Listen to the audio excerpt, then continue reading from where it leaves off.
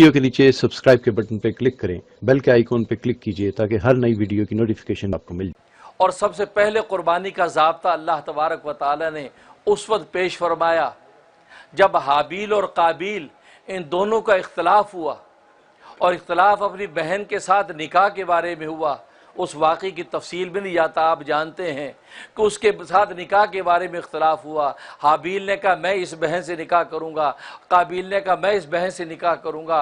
اصولی طور پر حابیل کا حق بنتا تھا کہ اس بہن سے نکاح کرے، کہ اس وقت یہ سنت جاری تھی کہ صبح میں ایک بیٹا اور بیٹی پیدا ہوتے تھے، شام میں ایک بیٹا اور بیٹی پیدا ہوتے تھے۔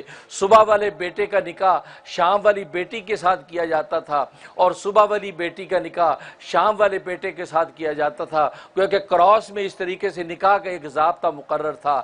لیکن عجیب بات یہ ہے کہ حابیل کے ساتھ جو بیٹی پیدا ہوئی وہ حسین و جمیل تھی، خوبصورت تھی، تو قابیل کی نیت خراب ہوئی، اور اس نے کہا کہ نہیں میرے ساتھ جو بیٹی پیدا ہوئی ہے بھئی یہ جو میری بہن ہے میں اسی کے ساتھ نکاح کروں گا، میں اس سے ہٹنے والا نہیں ہوں۔ آدم علیہ السلام سمجھاتے ہیں کہ بھی تو اس سے نکاح نہیں کر سکتا، کیونکہ اللہ تبارک و تعالیٰ نے گویا کہ یہ سنت قائم کر رکھی ہے، اس کے ساتھ جو نکاح حابیل کا ہوگا۔ جب تنازع زیادہ بڑھا تو اللہ تبارک و تعالیٰ سے درخواست کی کہ اے رب ذوالجلال اب کیا کریں؟ تو اللہ تبارک و تعالیٰ نے جو پہلا ضابطہ زمین پر اتارا وہ قربانی کا اتارا۔ فرمایا کہ حابیل اور قابیل دونوں کو کہو یہ قربانی دے اللہ کے راستے میں، یہ اللہ کے راستے میں یہ قربانی کو پیش کریں گے، جس کی قربانی کو ہم قبول کر لیں گے اس کے ساتھ اس لڑکی کا نکاح ہوگا۔ چنانچہ دونوں قربانی کے لیے تیار ہو گئے۔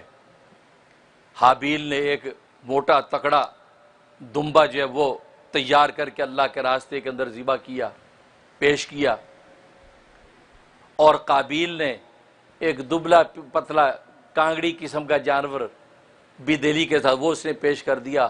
اور اس وقت اللہ کی سنت یہ تھی کہ آسمان سے آگ آتی تھی، آگ قربانی کو جلا دیتی تھی، جس کی قربانی کو آگ آ کے کھا جاتی، اس کا مطلب ہے کہ اللہ تبارک و تعالی نے اس کی قربانی کو قبول کر لیا۔